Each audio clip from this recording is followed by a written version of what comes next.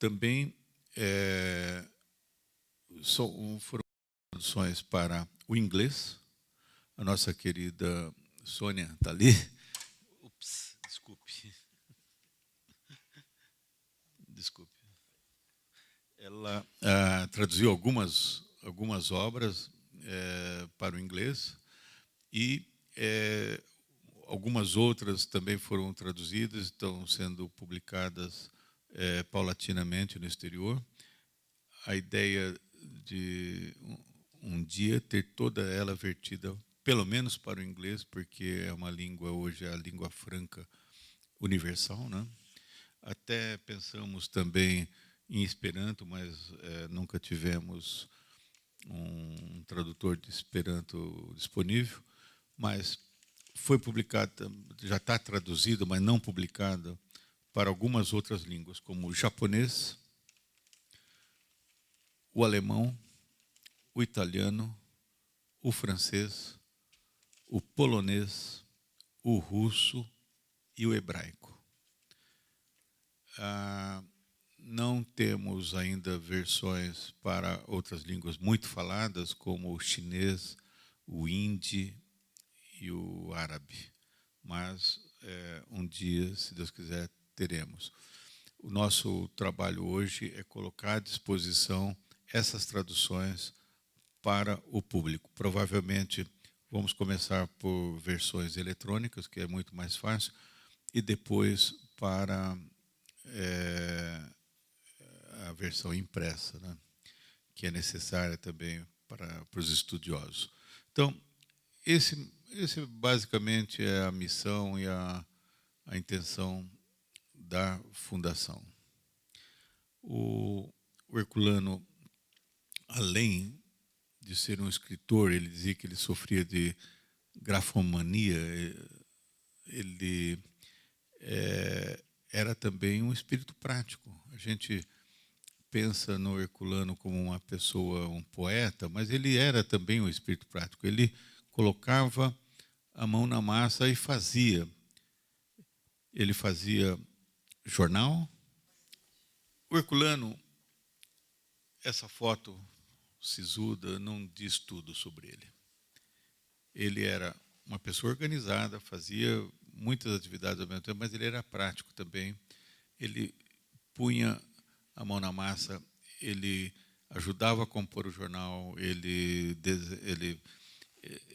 fazia o layout, ele levava na gráfica, ele conversava com a distribuidora, ele fazia todo o ciclo completo. Isso era Herculano. O Herculano também era uma pessoa muito bem-humorada. Nós tínhamos um companheiro que era um engenheiro naval, o Celso Suyama. E o Celso ajudava na produção do jornal Mensagem e ajudava muito. Era dedicado, fazia um monte de coisa lá. Um dia ele falou, temos um problema. Ele chamava, porque o Celso era engenheiro naval, ele chamava o Celso de almirante. Temos um problema. O almirante arrumou emprego. E era assim, era um brincalhão, ele contava piadas, às vezes piadas picantes, não tem nada disso. E o Herculano, ele era contrário a qualquer mitificação. Ele acha que Jesus foi transformado em mito, que é um erro. Não podemos deixar que Kardec seja transformado em mito. Ele já criticava a mitificação do Chico, chamando de chiquistas, aqueles que mitificavam Chico, tirando o papel de ser humano do Chico, como se isso fosse uma coisa menor. E também esse é o nosso papel, não mitificarmos Herculano. Herculano era um ser humano, com todas as suas condicionantes de ser humano, um ser humano na sua época. O Jorge Risini conta um episódio que ele esteve numa tarde de autógrafos com Herculano. Acho que foi quando ele conheceu Herculano, mas ele já admirava o Herculano. E saiu dessa tarde de autógrafo da Livraria Brasiliense, na 7 de abril, e foi caminhando com ele até o viaduto do Chá para tomar o ônibus. E aí chegou o ônibus do Rizzini primeiro, o Rizzini tasca um beijo no Herculano e sobe no ônibus. O Herculano olha para ele e fala: vai com Deus, meu filho. Esse era o Herculano, espirituoso, brincalhão e muito ligado às circunstâncias.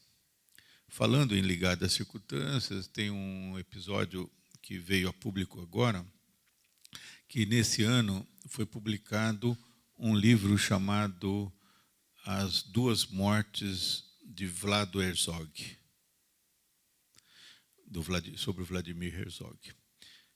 Duas Mortes foi escrito pelo jornalista Odálio Dantas, que foi presidente do Sindicato de Jornalistas após Herculano. Herculano também foi presidente do Sindicato de Jornalistas. E o Herzog foi preso pela ditadura. Ele se apresentou para um depoimento, foi torturado e morto. E no dia seguinte, o Segundo Exército publicou uma nota dizendo que ele tinha se suicidado no cárcere. E o Herculano imediatamente mandou uma carta para o sindicato pedindo que o sindicato se manifestasse, que não poderia aceitar que isso acontecesse e que a função do jornalista é uma função civilizatória, é uma função humana, de civilização da humanidade.